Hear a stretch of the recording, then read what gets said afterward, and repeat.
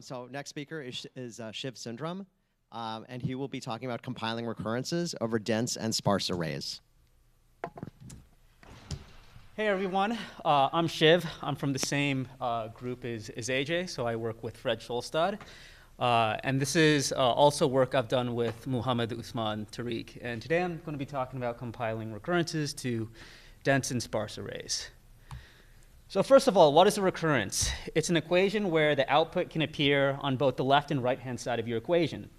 So here we have a simple recurrence equation for a running sum of an array A. And we can see that to calculate the ith element of the running sum, we need to know the I minus 1th element. So there's a dependency. We can also see that this calculation is not embarrassingly parallel because of said dependency.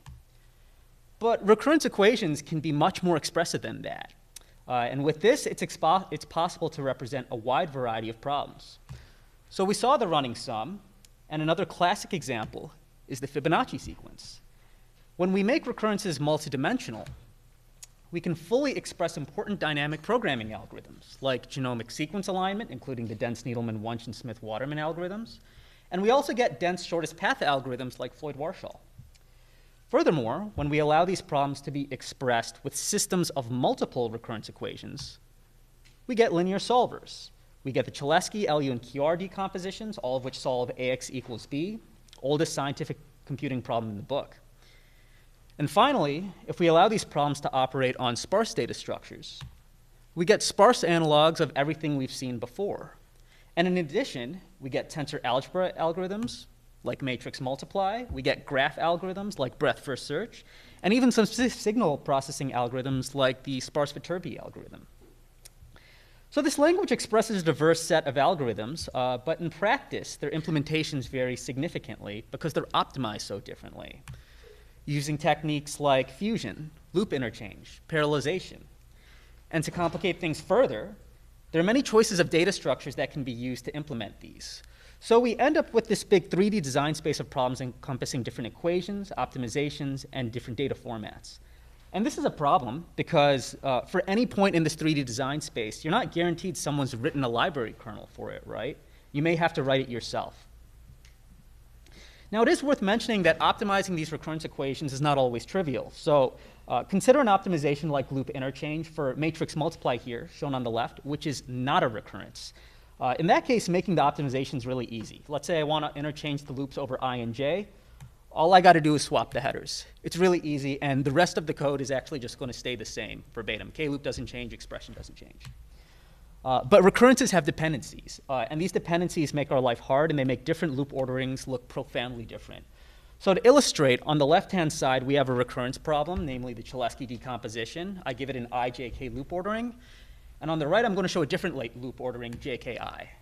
And you can tell just by the difference in lines of code here that these forms are significantly different. So first, the loop over I has different bounds in both. In the one on the left, it goes from 0 to n. On the right, it goes from j to n. There's also 2 loops over I in this j first formulation, so that's kind of odd. And then finally, we see that the order of computed statements actually needs to be permuted to create correct code, not just the loop headers. And to be clear, these are not arbitrary swaps or decisions I'm making. These are very deliberate things that have to be done to maintain the correctness of each loop ordering. So we have this big space of algorithms that encapsulates different equations, different optimization strategies, and different data structures. And to capture this complexity, we've built a compiler, a domain-specific language, if you will, that lets the user define all these 3 in a high-level language. So in the system, the user is first going to provide the recurrence equations. They basically just provide math to the compiler. It's really easy. They then provide a list of desired optimizations. So this can be loop ordering, this can be parallelization. And then finally, they're going to give the specification of the data structures they want to compile over. So these can be dense or any form of sparse data structure, usually CSR or CSC. And then our compiler is going to lower all of this to a loop-based IR, first going through dependency analysis, and it's going to lower it to native C, that matches the user specifications of data structures, optimizations, and equations shown. So I've said our language is that of recurrences, but what does that specifically entail, like tangibly?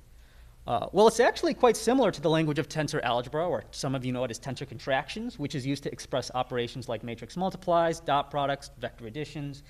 And here we have an arbitrary tensor algebra expression. We see a dot product, we see a subtraction, division, very standard stuff. And to form the language of recurrences, we just need to add 3 elegant features to that of tensor algebra. I'm going to continuously rewrite this equation up here. I'm going to change the semantics just to illustrate the different problems we want to support. The first feature we need to add is that of constrained iteration bounds. So in tensor algebra, all index variables iterate from 0 to n, and we call that a square or rectangular iteration domain. So right now, I and j both index L. They both iterate from 0 to n. That's a rectangular iteration domain. But with constrained iteration bounds, index variables may be bounded by other indexing variables, like so. We see here now that k is less than j, so k iterates to j, not to n anymore. So we see that difference. Sorry. And then we also see that j is less than I. J index columns, I rows. So it means our output's actually going to be lower triangular right now, and that's all specified with these inequalities. The second thing is that we need to be able to make these computations in place. So that means even though our output in this case is an element of L, we actually want to put L on both sides of the equation. That's sort of the salient feature of recurrences here. So to calculate Lij, we should be able to use previously calculated elements of L. So in addition to equations like this, I also want to support equations like this one. The output can become an input.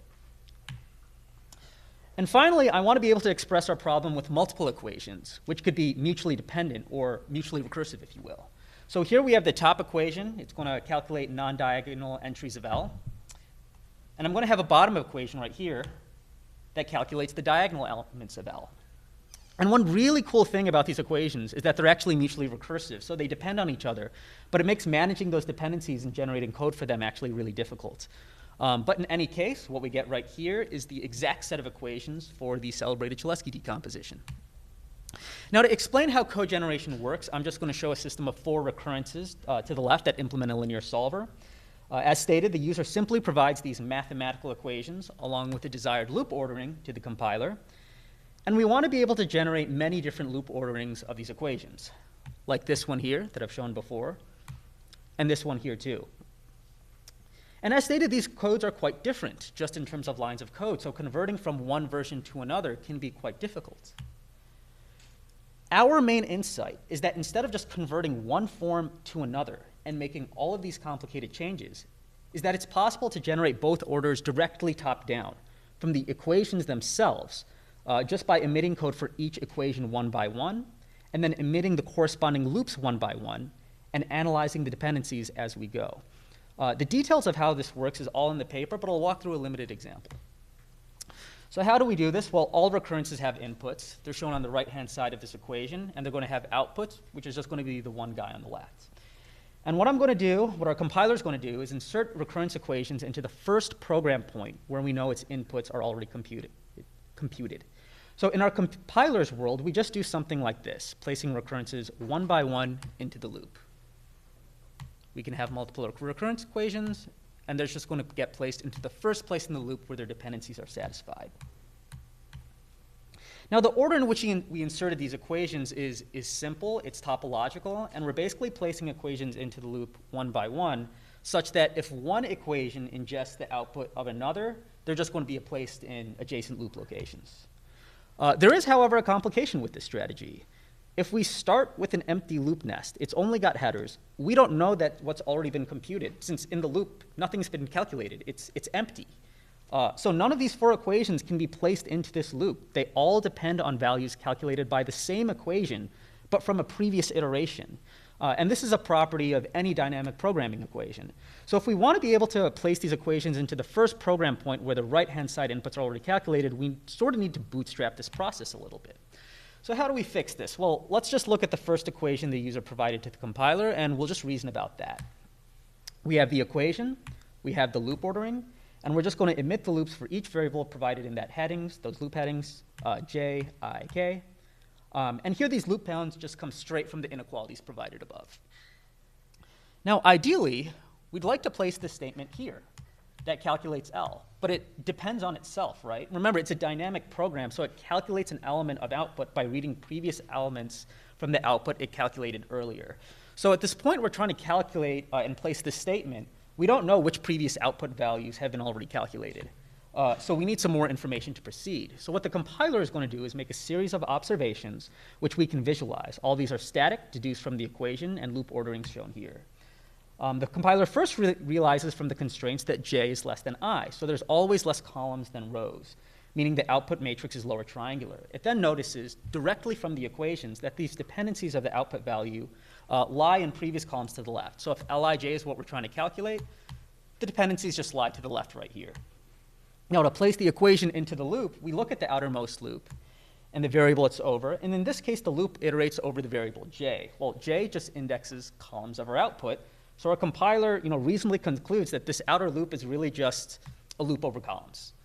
It'll then compute columns one by one just by reading previous columns and using that to write the current one. So even though this loop nest is empty, we already know what this loop iterates over, columns. And if we preemptively assume that this outer loop is going to calculate the jth column, then we know that at this program point containing this green comment right here, that all previous columns have been calculated. And that visually means that at the beginning of this loop, we consider all previous columns as calculated, and I'll just show them in green. So making this assumption let us see that both of the equation's dependencies lied in previous columns. They were already calculated, and we can just proceed accordingly and place our statement into the loop. Now, we found that making assumptions over these loops is it's actually isomorphic to making a proof by induction, where we induct over the loop's index variable. Details of that are in the paper. And notably, these assumptions don't always work. If not, that's OK. It just means the loop ordering was not possible. It never would have been possible, at which point our compiler reports that to the user. Sometimes we need assumptions over multiple loops, too. And this is important because every loop implies a loop carrier dependency in that loop. So it has implications for parallelization.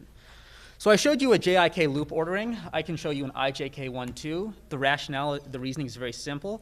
The outer loop's over I, so we want to reason about rows. We see if we say the ith iteration calculates the ith row, that only covers one dependency. So we need to make an assumption over the middle loop as well. I'll show that in blue. That's enough to cover our dependencies, and that basically means we had to make assumptions over 2 loops, so now 2 of our loops are non-parallel. So it's important to be able to provide different loop orderings to our compiler, let the compiler deduce what the level of parallelization is with each, and then try them, because they can be very useful in different situations. So once we've generated our imperative IR with this dependency mechanism, we can lower it very easily to sparse tensor C code. The IR is very similar to the concrete index notation of Taco, so we just use techniques from Taco to lower into native code. One final thing is that because our algorithm places stuff into the first location where things are satisfied, all of our code is automatically fused. So if we were to do, say, 2 triangular solves over the same matrix but different inputs, instead of generating something like this, where we do every triangular solve separately, our compiler would realize, hey, your input matrix L is the same, and we can just generate fused code. And that just happens from first principles based on our compilation strategy. And in this case, we would get just under 2x speedup because we've halved our memory requirements, but the compute requirements still stay the same. And then finally, to gauge the performance of our generated code, we just evaluated, again, in dense and sparse settings against handwritten industry libraries. So we compared our generated code to tensor algebra, Floyd-Warshall, triangular solve, DNA sequence alignment, Gauss-Seidel-Cholesky, just problems from different domains. And we basically just got 1x speed up in every case. You can see there's variability here and there. Apparently we got 0.8 speed up. Apparently we got 1.2. It's pretty much performance parity. And the additional point is that we get performance parity with these other libraries, but we get this extra generality from a compiler as well. So in summary, we have a language and a compiler, a DSL, that covers the space of recurrence equations. It lets us easily experiment with optimizations, experiment with different data structures and schedules. We express all 3 in a high-level language and generate the code matching these arbitrary specifications, and can do it with our new dependency management mechanism. Doing this has allowed us to put dynamic programs, graph algorithms, several of them, and linear solvers onto a common compiler foundation. We get good performance. It's easier for users to generate arbitrary kernels from the inputs. And this lets us also easily share optimizations across algorithms and domains. And then finally, this kind of gives us a path to portability over different machines, too, because it's a DSL. So we're working on optimizations like loop tiling and wavefront parallelism as well, which will let us run well on GPUs and then other hardware. And with that, thank you, and I'll take any questions.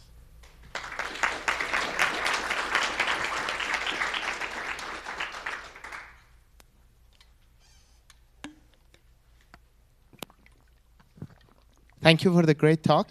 So actually, on the previous result slides, yeah. So do you have the result one? Yeah. Do you have any kind of estimation of how much performance you're going to get if the data is dense over the dense-based implementations? So if I understand correctly, all of these are based on the data that is sparse. Am I right? The top, I should have specified this, the top Yeah. is all dense, the bottom is all sparse. We want to make sure we got good performance in each case. Great. Yes. And the second part, so can you go to slide 30?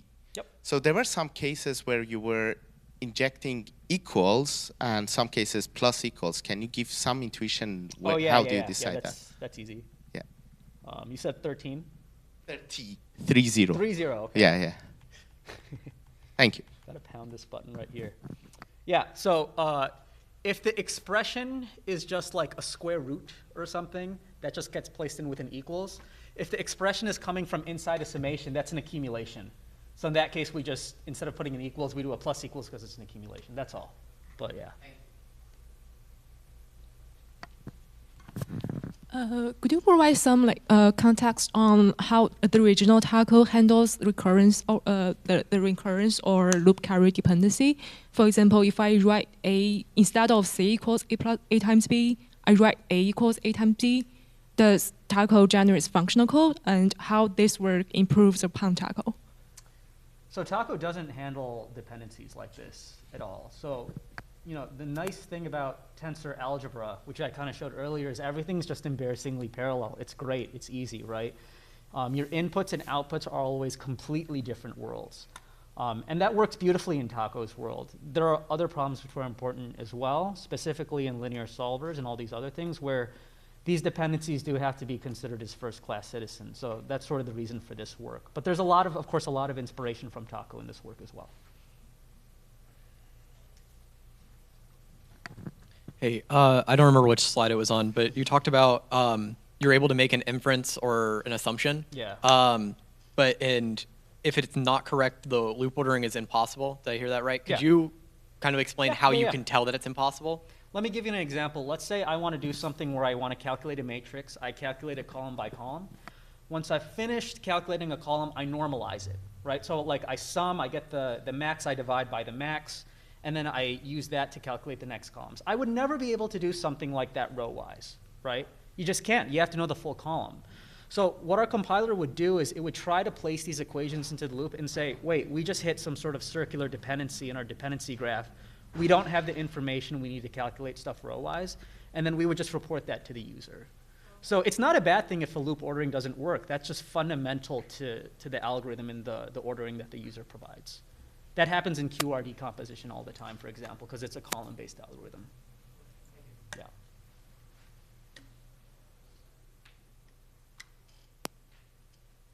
Sweet. All right, so I'll ask a quick question. Yeah. So, you know, usually having all these different orderings for the iterations, you know, gives you some sort of like locality benefit, for example. So can you just sort of automate this and, you know, try all of the different, you know, IJK interleavings? Okay. Yeah, we can just try them all.